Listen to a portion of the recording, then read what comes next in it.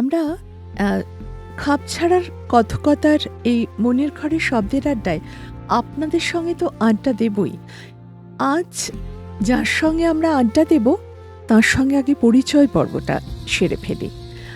আমাদের মধ্যে আজ রয়েছেন বিশিষ্ট চিকিৎসক ডাক্তার সুদীপ্ত চট্টোপাধ্যায়।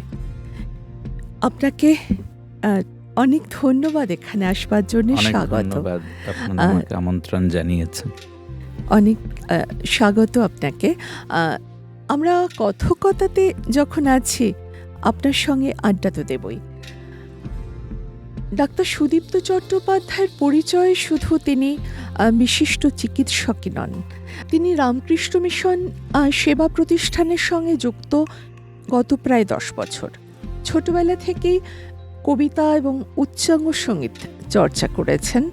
বর্তমানে international society for intercultural studies and রিসার্চের যুগ্ম সম্পাদক, কৃষ্টি ও অন্বেষা এবং কালচার অ্যান্ড কোয়েস্ট পত্রিকার নির্বাহী সম্পাদক, গুড়কি সদনে প্রোগ্রেস লিটারারি ক্লাবের সঙ্গে দীর্ঘদিন যুক্ত ছিলেন।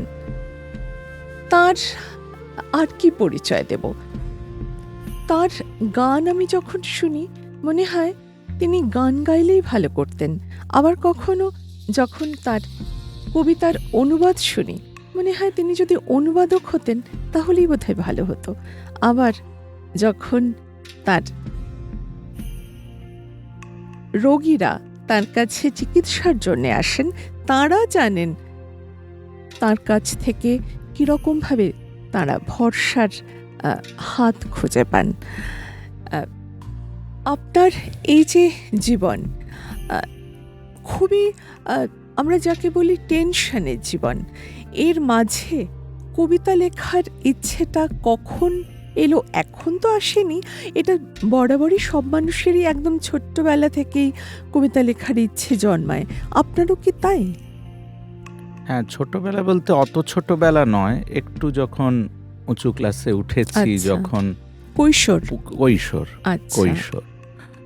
আমার প্রথম লেখা ক্লাস 6-এ। ওই রকম বিভিন্ন খাতার পেছনে লিখতাম, বাবা কখনো পড়েছিলেন, তা হঠাৎ করে আমাকে একটা অনুবাদ করতে দিলেন যে স্বামী বিবেকানন্দের একটা 4 লাইনের কবিতা, I look behind and after and find that all is right, in my deepest sorrows there is a soul of light. এইটা ক্লাস 6-এ আমি প্রথম অনুবাদ, এইটা দিয়ে যদি লেখালেখি শুরু হয়, আমার প্রথম এইটা অনুবাদ করে শুরু হয়েছিল ফরম্যাল। তারপরে একটু একটু একটু একটু করে সময় বুঝে পড়ার চাপ সামলে একটু একটু করে অগোছালোভাবেই এগোনো। আপনার আমি যতটুকু জানি আপনার বাবা মা দুজনেই অধ্যাপক। হ্যাঁ। সুতরাং আপনার ছোটবেলা বাবা মা চলে গেছেন কর্মক্ষেত্রে, আপনি একটু কি একাই ছিলেন? একাকী জীবন কি সাহায্য করেছে কবিতার? খুব একটা একা ছিলাম না, কারণ আমাদের বাড়িতে ছিল আমাদের সমস্ত জ্যাঠতো দাদা দিদিদের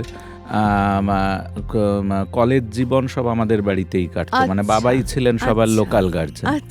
যে কারণে আমাদের খুব একটা, এমনকি আমরা যে পুরনো পাড়ায় যেটা থাকতাম, যেটা খুব বিখ্যাত একটা রাস্তা পটলডাঙ্গা স্ট্রিট, এবং আমাদের বাড়ির কিছু বাড়ি পরেই টেনিদার বাড়ি, যার নিচে টেনিদাকে আমরাও দেখেছি। এখন তারপরে উনি হয়তো নারায়ণবাবু অনেকটা সেটাকে চেঞ্জ করেছেন, কিন্তু যার বাড়িতে উনি ভাড়া থাকতেন, যাকে দেখে টেনিদার চরিত্র করা, তার সাথেও আমরা বড় হয়ে তাকেও অনেকবার দেখেছি। তা ওইখানের সামনেই ছিল ক্যালকাটা ইউনিভার্সিটির ইসলামিক স্টাডিজ, মানে যে মুসলমান ছাত্ররা পড়তে আসতেন তাদের হোস্টেল। তা বাবা এটা কলকাতায় আসার পর থেকে গ্রাম থেকে আমাদের গ্রামের যে মুসলিম কমিউনিটি, তাদের যারা কলকাতায় পড়তে আসছে প্রথম, তাদেরও আমার বাবাই ছিলেন লোকাল গার্জেন, তারা সব ওই কারমাইকেল হোস্টেলে থাকতো। আচ্ছা যে কারণে আমার ছোটবেলাটার খেলাধুলোর সব জায়গা ছিল ওই ক্যালকাটা ইউনিভার্সিটির মুসলিমদের হোস্টেলটা কারমাইকেল হোস্টেল। আচ্ছা ওদের রুমে রুমে ঘোরা, ওদের সামনে ভেতরে যে গার্ডেন সেখানে খেলা, এই সুতরাং খুব একটা যে একা কেটেছে তা নয়। আচ্ছা ওই কিন্তু প্রথম থেকে ওইটা পেয়েছি, নানান রকম মানুষকে দেখা। বাহ। না গ্রাম থেকে সবাই চিকিৎসা করতে আসতো, তারও আমাদের 2 কামরার ভাড়া বাড়ি, তার মধ্যেই তারা কয়েকদিন করে থাকতো, বাবা তাদের নিয়ে যেতেন এই হাসপাতাল ওই হাসপাতাল। সেই জন্য ওই নানান রকম মানুষকে ছোটবেলা, আবার বাবার সাথে একসঙ্গে ফিলসফির বড় বড় ইন্টারন্যাশনাল কনফারেন্সে কিছুই বুঝছি না কিন্তু বসে আছি। ওইটা পরে আমি বুঝেছি যে কিছু না বুঝলেও, যখন আমি ক্লাসিক্যাল মিউজিক শিখেছি, ওই আমাদের বলতেন 1 ঘন্টা, আমাদের গুরু বলতেন 1 ঘন্টা গাইলে তুমি 5 ঘন্টা শুনবে, কিছু না বুঝলেও শুনবে। এইটা বুঝেছি যে এই ট্রেনিংটা ছোট থেকে দরকার। গানের ক্ষেত্রে গানটা, গান বলুন, কবিতা বলুন, হায়ার এডুকেশনের কোনো সাবজেক্ট বলুন, শোনাটা খুব শোনার ট্রেনিং, কানের ট্রেনিং, এইটা খুব দরকার। সেটা না হলে পরবর্তীকালে সাহিত্য হোক, আঁকা হোক, যে পথেই যাক, তার ভিশনটা তৈরি হয় না। আপনার কবিতা শুনবো। একটা কবিতা আমি পড়ছি, সেটা অনেক দিন আগেই লেখা।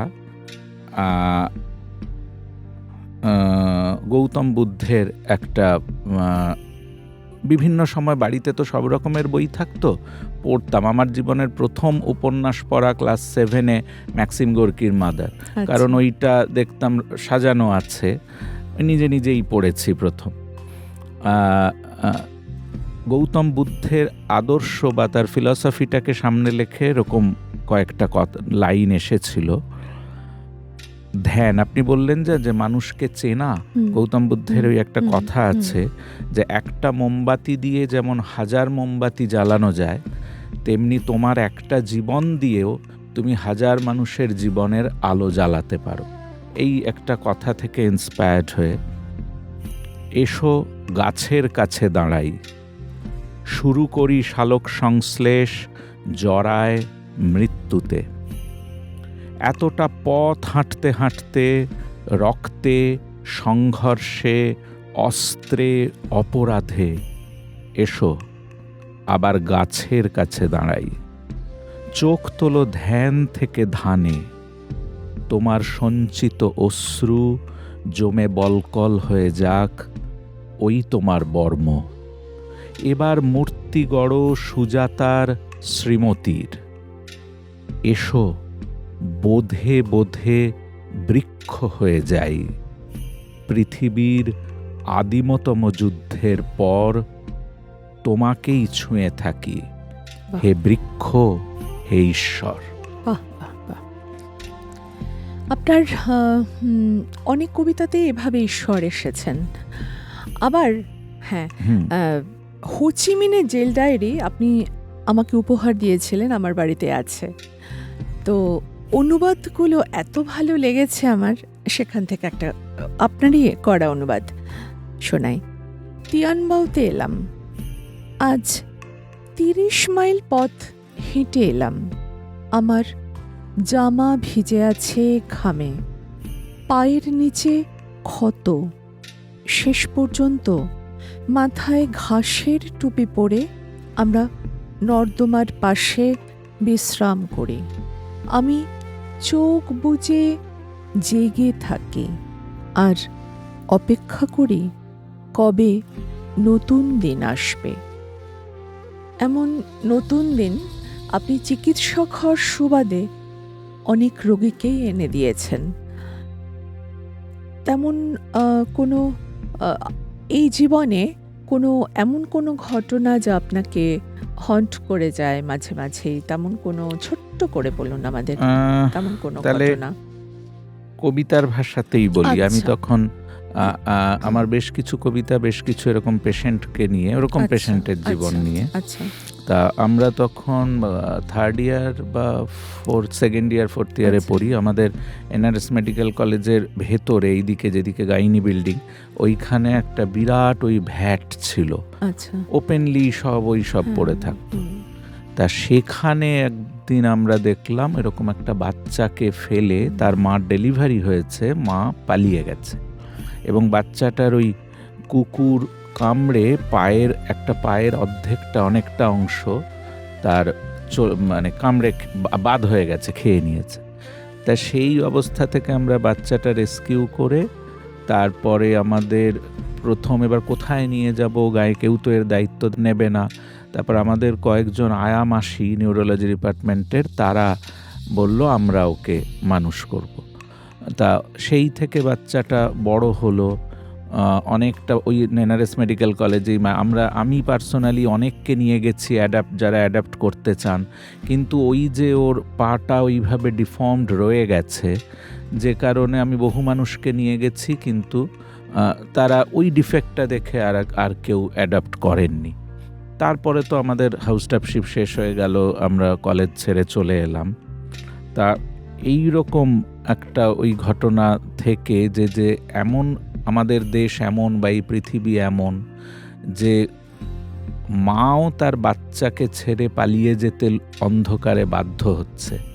সে কখনোই কোনো মা কোনো বাচ্চাকে ফেলে যায় না কখনো, কিন্তু এই সমাজ তাকে বাধ্য করছে হাসপাতালে ভোর রাত্রে কাউকে না জানিয়ে ওই হাসপাতালের বিছানা থেকে পালিয়ে যেতে এবং বাচ্চাটাকে ওই ডাস্টবিনে ফেলে রেখে যেতে। ঠিক এরকম একদিনের একটা ভোর, সেই রকম সময় এই লেখাটা লিখেছিলাম। ভোর রাতের কবিতা।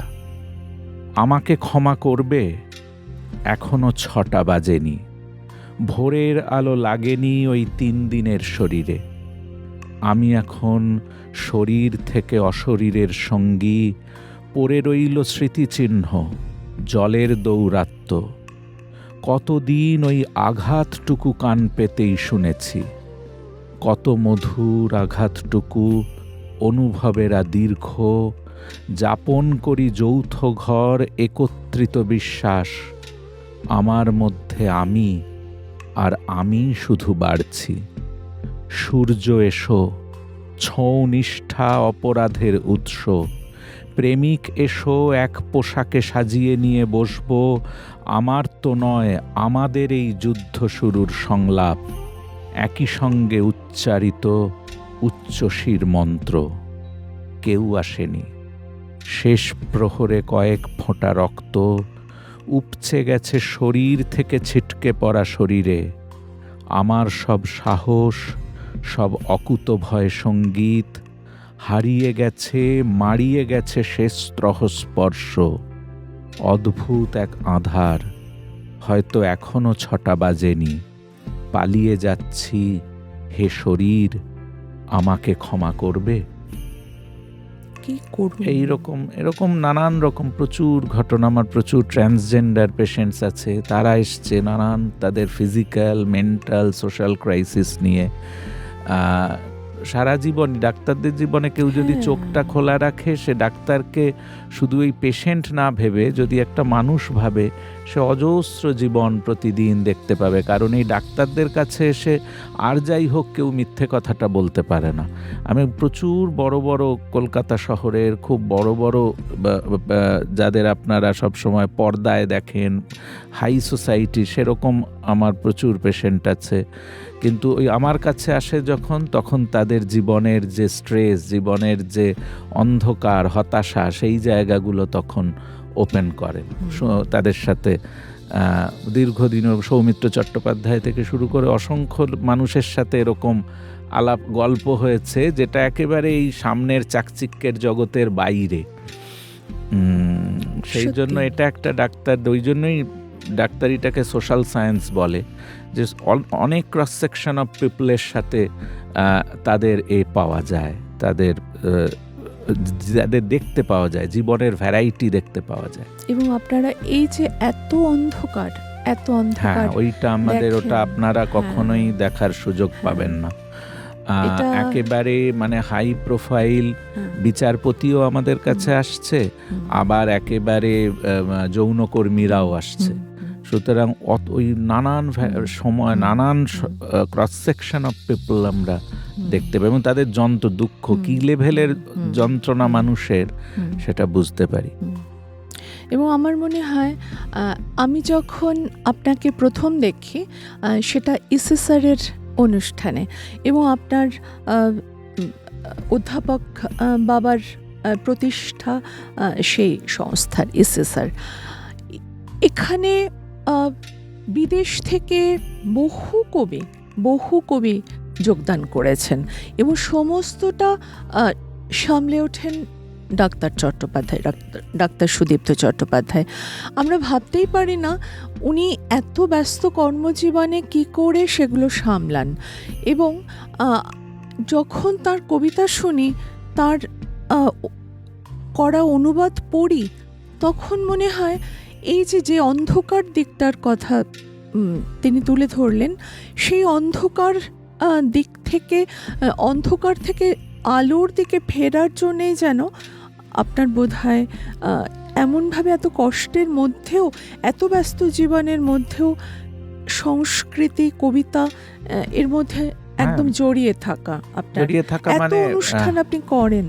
হ্যাঁ, ওটা কিছুটা একটা বলতে পারেন, কারণ এখনের যে কম্পিটিটিভ লাইফ, যে স্ট্রেসফুল লাইফ, আপনাকে একটা প্যারালাল ডাইমেনশন অফ লাইফ বানাতেই হবে, যে ফিল্ডে থাকুক, সে ডাক্তার হোক, টিচার হোক, বিজনেসম্যান হোক, একটা বাঁচার জায়গা, নিঃশ্বাস নেবার জায়গা আপনাকে একটা যেভাবে হোক বানাতেই হবে। সেটা আমার সুযোগ এসে গেছিল বাবার, যেহেতু এই অর্গানাইজেশনটা আমি যখন যুক্ত হয়েছি তখন থেকেই এটা সারা পৃথিবীর অজস্র জায়গায় এর কানেকশন, এর মানুষেরা যুক্ত। সেই জন্য আমি যখন বাবা অসুস্থ হয়ে গেলেন, তখন দেখলাম যে জিনিসটা এতটা এগিয়ে এসেছে, এটাতে থাকলে উল্টে আমারই লাভ। আমি তো এতজন মানুষের এবং দেশ বিদেশের এত মানুষের কাছকে চিনতে পারছি, তাদের সাথে ক্লোজ হতে পারছি, এবং ওটা আমার খানিকটা নিঃশ্বাস নেবার জায়গা।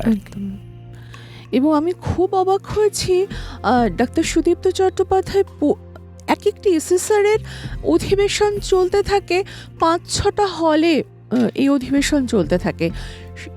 সমস্ত হলগুলোতে উনি ছুটোছুটি করে সামলান, এবং এক একটি অধিবেশন এমন দেখেছি উনি একাই পুরোটা পরিচালনা করেছেন, সঞ্চালনা করেছেন, ইংরেজিতে এবং বাংলাতে। আমি সত্যি আশ্চর্য হয়েছি যে এতটা প্রাণশক্তি আপনি কোথা থেকে পান। আমি সত্যি প্রাণশক্তি না, ওটাও প্র্যাকটিস। আমাদের আমাদের ডাক্তারদের সেই পাশ করার পর থেকেই 24 ঘন্টাই কাজ। এইটা ওই ছোট থেকে প্র্যাকটিস করিয়ে দিয়েছে যে যখন যেখানে থাকবে সেই মতো করে কাজ করে যাও।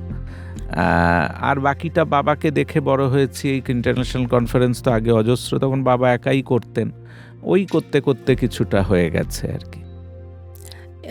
এই ইন্টারন্যাশনাল কনফারেন্সগুলোর কথা বলতে গিয়ে এটা আমি পেয়েছি গত পরশু বোধহয়, না, মাল্টিলিঙ্গুয়াল প্রেস থেকে, এটা অস্ট্রেলিয়া থেকে প্রকাশিত হয়েছে। মার্চ মাসে আমাদের এখানে ডাক্তার সুদীপ্ত চট্টোপাধ্যায় এসএসআরের পক্ষ থেকে একটি অনুষ্ঠান করেন। সেই অনুষ্ঠানে যোগদান করেন অসংখ্য বিভিন্ন বিদেশের কবি, যাদের কবিতা অনুদিত হয়েছে এখানে, আবার এখানকার কবিদের কবিতা অনুবাদ করেছেন তাঁরা। এভাবে একটা আমাদের সংস্কৃতি, আমাদের সাহিত্য ছড়িয়ে পড়ছে বিদেশে। এটা কিন্তু ডাক্তার চট্টোপাধ্যায় খুব ভালোভাবে দেখেন এবং মাথায় রাখেন।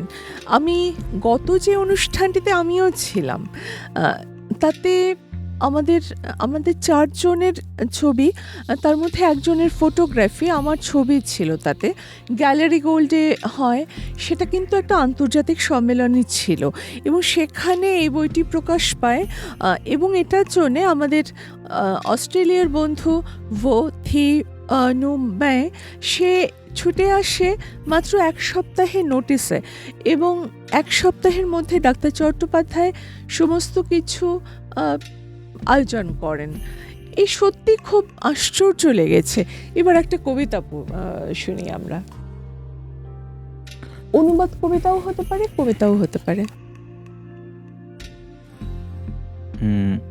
আমি অনুবাদই পড়ছি, কারণ অনুবাদটা আমার কাছে শুধু এই টিপিক্যাল যারা ট্রান্সলেশনাল স্টাডিজ করেন হুম, বা অনুবাদ নিয়েই চর্চা করেন, আমি সেই থেকে করি না। অনুবাদ আমার কাছে একটা কানেক্টিভিটি ব্রিজ, হ্যাঁ, আপনার লেখা পড়লে যে বোঝা কারণে যায় সেটা। আমি তার মধ্যে কিছু ইতিহাস খুঁজে পাই। যেমন আপনি হোচিমিনের এটা পড়লেন। হ্যাঁ, আমি কার্ল মার্কসের সব কবিতা অনুবাদ করেছি, যেটা অনেকেই করেননি। অলোকরঞ্জন দাশগুপ্ত শুরু করেছিলেন, হুম, এক্ষণ পত্রিকায় কিছু প্রকাশিত হয়েছিল, কিন্তু তখন তার ওটা অলোকরঞ্জনবাবু নিজেই আমাকে বলেছিলেন যে তখন প্রবল সমালোচনা হলো যে এগুলো কার্ল মার্কসের কবিতা নয়, এগুলো আচ্ছা। অলোকরঞ্জনের কবিতা। উনি কার্ল মার্কসের নাম দিয়ে বলছেন। তারপরে উনি বন্ধ করে দেন। কিন্তু আমি নিজের এতেই বিভিন্ন বই পড়তে পড়তে দেখলাম যে প্রচুর কার্ল মার্কস যখন অল্প বয়স প্রেম করছেন জেনি নামে একটি মেয়ের সাথে, সেই সময় উনি লিখছেন, এবং আমার অনুবাদ করতে গিয়ে মনে হয়েছে কার্ল মার্কস যদি কিছু না করে কবিতাই লিখতেন, উনি বিখ্যাত কবি হতেন। আমি একটা কবিতা পড়ছি প্রথমে, অনেকগুলো আছে, একটা ছোট কবিতা পড়ছি। শুনি। জেনির জন্য গান। উঠে দাঁড়াই, ভেঙে ফেলছি যা কিছু আছে ঘিরে। কোথায় যাচ্ছ? আমার ভেতর পার্থিব সব আলো। মাতাল বাতাস তৃণভূমির মুখ দেখছে ফিরে। নিচে সাগর, আকাশ মেঘে তারারা চমকালো। আমি এসব বোকার মতো পেরোই না তো কিছু। পাথর ভাঙে, আওয়াজ ওঠে অনন্ত ইথারে। ব্যথা নামছে শরীর বেয়ে মেঘের পিছু পিছু। ভালোবাসার শব্দগুলো মুখে মুখেই বাড়ে। আমার ভেতর মাথা তুলছে আরেকটা পৃথিবী। বুকের ওপর ঝুঁকে পড়ছে নরম কিছু কথা। রক্ত থেকে ঢেউ উঠেছে সহজভাবেই নিবি। সত্তা আজও শ্বাস ফেলছে শূন্যে নীরবতা। আমি যখন পা ফেলছি যতই দূরে যাই, ফিরে আসবো ঠিক এখানে, এই পৃথিবীর কাছে। সূর্যে তারায় ঠোঁট ছোঁয়াবো মায়াবী বনসাই। অন্ধকারে ডোবার আগেও আলোর চমক আছে। দেখুন, 200 বছর আগে একজন লিখছেন, এবং তার ভাব, এবং উনি নানান ফরম্যাটে লিখতেন, সনেট লিখতেন নানান ফরম্যাটে। এবং আমি চেষ্টা করেছি ওনার ফরম্যাট, যে ফরম্যাটে যে কবিতা আছে সেইভাবেই সেটা ট্রান্সলেট করা। এবং আমার মনে হয়েছে 200 বছর আগেও উনি একেবারে এখনের সময়ের মতো করে লিখছেন। যে কারণেই যারা দার্শনিক বা কবিকে তো দ্রষ্টা বলা হয়, যারা ভবিষ্যৎ দেখতে পান, এবং সত্যদ্রষ্টা। সেটা আমার খুব মনে হয়েছে কার্ল মার্কস অনুবাদ করতে গিয়ে। এবং এত গভীর থেকে উঠে এসেছে আসছেন, কিন্তু একটা নিটোল প্রেমের কবিতা। নিটোল তার প্রেমিকাকে লিখছে, কিন্তু এবং এর ভেতরে অজস্র আছে ওনার যে দার্শনিক তত্ত্ব, সেগুলোও এসেছে এর মধ্যে। কোথাও ঈশ্বরকে চ্যালেঞ্জ করছেন কবিতার মধ্যে আছে। আপনার এই বইটি আমি পড়তে পড়তে আমি মুগ্ধ হয়েছি। তেমন একটি কবিতা।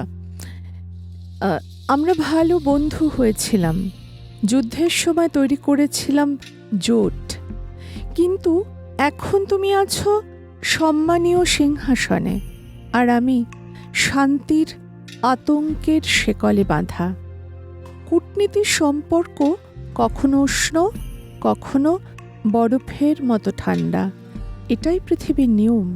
ফরাসিরা বলে, এই তো জীবন, সমুদ্রে শুধু জল বয়ে যায়। আমি শুধু এইটার প্রেক্ষাপটটা বলি। আজকে যে অস্থির সময়ে আমরা প্রতিদিন টিভি বলুন, মোবাইল বলুন, যে চারিদিকে যে দুর্নীতি দেখি। আমি যখন ভিয়েতনামে গেছিলাম এশিয়া প্যাসিফিক লিটারেরি ফেস্টিভ্যালে, ওখানের ভাইস প্রেসিডেন্ট, সারা পৃথিবী থেকে লেখকরা এসছেন, ভাইস প্রেসিডেন্ট একটা রিসেপশন পার্টি দেন, ভিয়েতনামের ভাইস প্রেসিডেন্ট। এবং তিনি তখন এই গল্পটা বলেন যে হোচিমিন যখন প্রেসিডেন্ট হন, সেই যুদ্ধ শেষ হবার পর প্রেসিডেন্ট হন, ওনাকে এই বিশাল যে প্রাসাদ, সেই প্রাসাদে ওনার থাকার ব্যবস্থা হয়। একদিন থেকেই পরের দিন উনি প্রাসাদ থেকে বেরিয়ে যান। বলেন যে আমার দেশের লক্ষ লক্ষ মানুষ এই কুঁড়ে ঘরে থাকে আর আমি থাকবো এই এটা প্রাসাদে। পড়েছিলাম। উনি এবং সেই ঘরটাও আমাদের দেখাতে নিয়ে হ্যাঁ, যাওয়া হয় ২ যে কামরার না ১ ছোট্ট কামরার একটা একটা এক ছোট্ট, কামরার হ্যাঁ, ঘর, যতদিন উনি রাষ্ট্রপতি ছিলেন ওই এক হ্যাঁ, কামরা ঘরেই থাকতেন। হ্যাঁ। ওইটা দেখার পর থেকেই আমি তারপরে দেখলাম যে ওদের সমস্ত জায়গায় ওই প্রেজেন্ট ডায়েরি এটা হুম। ওদের সব মানে হুম। এত ফেমাস। হুম। কিন্তু ওদের ভাষাতে তো আমি জানি না, খুব কম অনুবাদ হয়েছে অন্য ভাষায়। ওই ঘটনাটা আমার মধ্যে করে যে আমি তারপর অনেক কষ্টে ওনার এটা ইংরেজি ট্রান্সলেশন এবং বাংলায় একটাই হয়েছে। আর গত বছর ওদের ভিয়েতনাম মিউজিয়াম অফ লিটারেচারে ওরা এই বইয়ের কপিগুলো নিয়ে গেছে, ওখানে রাখবে বলে ভিয়েতনামে। কারণ তারা হোচিমিন সম্পর্কে পাগল। তার যে নামে উনি পরিচিত ছিলেন আঙ্কেল হো, কিন্তু আসল মানুষের শ্রদ্ধার জায়গাটা ওই যে আদর্শ। তিনি কবিতা লিখছেন কিন্তু তার জীবন তার সাথে সম্পৃক্ত, আর এখন তো ওই জায়গাটাতেই ঘাটতি। সেটাই, এই যে ঘাটতি, এটা মিটবে কিনা সত্যি আমরা জানি না। আমরা যতই ছবি আঁকি, গান করি। আচ্ছা, আপনার কাছ থেকে, আপনি তো উচ্চাঙ্গ সঙ্গীত শিখেছেন, কার কাছে শিখেছিলেন? আমি খুব ছোটবেলায় আমার বাবা বিষ্ণুপুর ঘরানার একজনের কাছে, তাদের বাড়িটাও ছিল, তিনি তার দাদা, তার বাবা, তারা কোনো ভাই বিয়ে করেননি, সবাই ডেডিকেটেড টু ক্লাসিক্যাল মিউজিক। তার কাছে শিখতে শুরু করি, কিন্তু আমার কপাল খারাপ, যখন আমি ডাক্তারিতে ঢুকলাম তখন আমার গ্র্যাজুয়েশন হয়ে গেছে ক্লাসিক্যাল মিউজিকে, পোস্ট গ্র্যাজুয়েশন করছি। ওই ওনার হঠাৎ করে ওনার ওই একটাই ছিল চেইন স্মোকার, লাং ক্যান্সার ধরা পড়লো, 1 বছরের মধ্যে উনি চলে গেলেন। তার মাঝে অনেকজন ওস্তাদের কাছে বাবা নিয়ে যেতেন ওই রাত্রিবেলা। আপনি রামকুমার চট্টোপাধ্যায়ের যে গুরু শিবকুমার চট্টোপাধ্যায়, ওনার কাছে শেখার কথা হয়েছিল, ওনার কাছে নিয়ে যেতেন বাবা। কিন্তু আবার ডাক্তারিতে ঢুকে গেলাম, তীব্র প্রেশার, গুরু মারা গেলেন। তারপরে অরুণ ভাদুড়ির কাছে শুরু করলাম সঙ্গীত রিসার্চ একাডেমিতে, কিন্তু আর ওই টাইমটা বের করতে পারলাম না। ক্লাসিক্যাল মিউজিকে তো একটা প্রচণ্ড টাইম দিতে হয়। আপনার কাছে 2 লাইন আপনার পছন্দের কোনো রাগ প্রধান হোক বা আপনার পছন্দের, আমাদের মনের ঘরে শব্দের আড্ডা শেষ হোক আজকে ডাক্তার সুদীপ্ত চট্টোপাধ্যায়ের গানে গানে।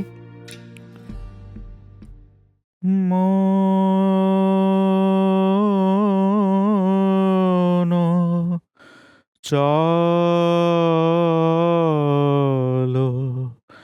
নিজ নিকেতনে, মন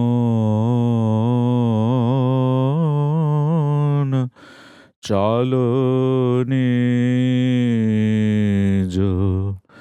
নিকেতনে, সংসার বিদেশে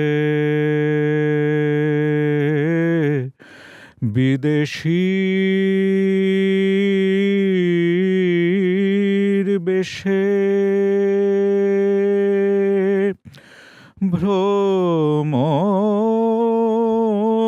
কেন